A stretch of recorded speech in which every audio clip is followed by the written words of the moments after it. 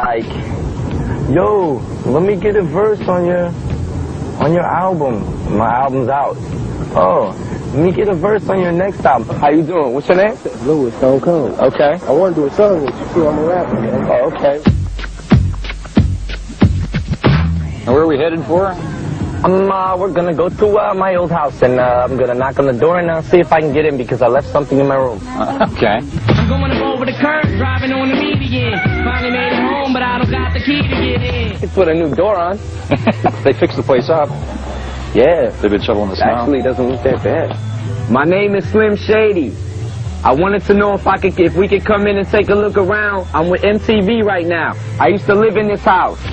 The current resident of M's old house wasn't up for a home TV invasion, but the porch was available. As good a place as any to sift through some of the critical flack that's greeted his sometimes disturbing Slim Shady LP, whose main themes, according to one prominent music industry critic, include drugging, raping, and murdering women. While you at work, she's with some dude trying to get off. Slit in her throat, cut this bitch's head off. You've gotten a lot of flack from various quarters. I mean, Timothy White, the executive editor of Billboard, wrote that editorial, and he was objecting to, guilty conscience. And I mean, what would you say to him if you were here? I would say that he needs to listen to more rap music, and he needs to live a little bit, because he took every word that I said in Guilty Conscience so literal. And that whole song, anybody with half a brain can see that whole song was just talking about ways of the world and your conscience, and like it's a concept song, you know. It's a concept. It's like you got the bad half of you and you got the evil half, and it seems like nowadays in America, like just the evil side always rules, and that's what I was trying to show with that song. Another Slim Shady track, 97 Bonnie and Clyde, concerns a young man not unlike single father M himself, who takes murderous revenge on the unfaithful mother of his baby girl. Mama said she wants to show you how far she can float. And don't worry about that little boo-boo on her throat. It's just a little scratch, it don't hurt. Further illuminating the song's horrific scenario is the album's cover, which shows M with his real-life daughter. Just in front of the cameras at that photo shoot, she was just such a little head, and she was like 2 years old at the time.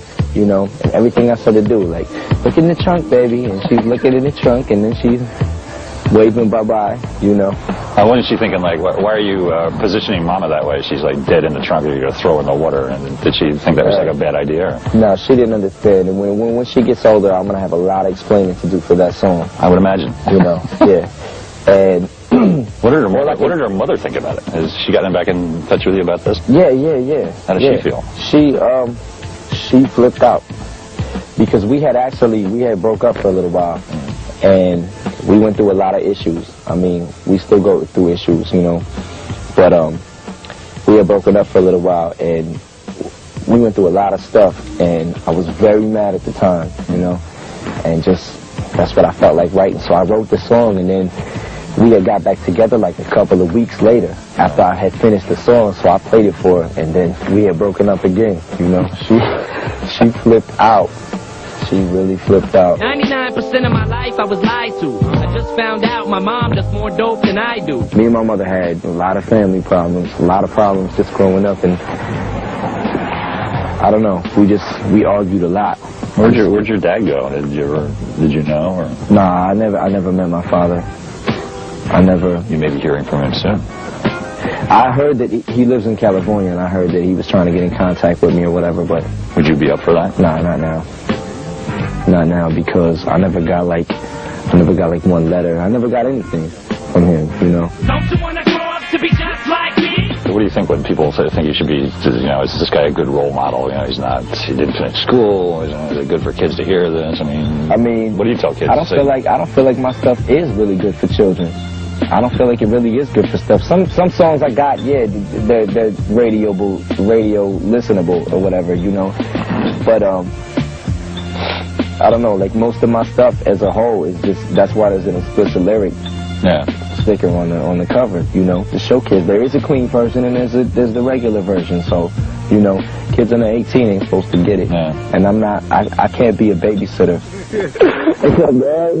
Every single day in Detroit, if rappers want to step to me, they better get to the point, cause they don't understand the way that I do with the fluid that I be spitting. It's never written, cause I'm always bitten. Hey, yo, we make the next track like a snare pop. We're fresh, and they're not. most rap guys, established rap guys, have been pretty receptive to you? They've been helpful? Or Yeah. Some of them difficult? Yeah, like Busta Rhymes. I don't think y'all realize how important this man is to hip-hop right now. I like Eminem. He got lyrics. I listened to that whole album. He coming from his soul, and if that's how he feel, if y'all feel him, rock with it. If you don't mess with it. That's the motto right there. Love it or leave it alone.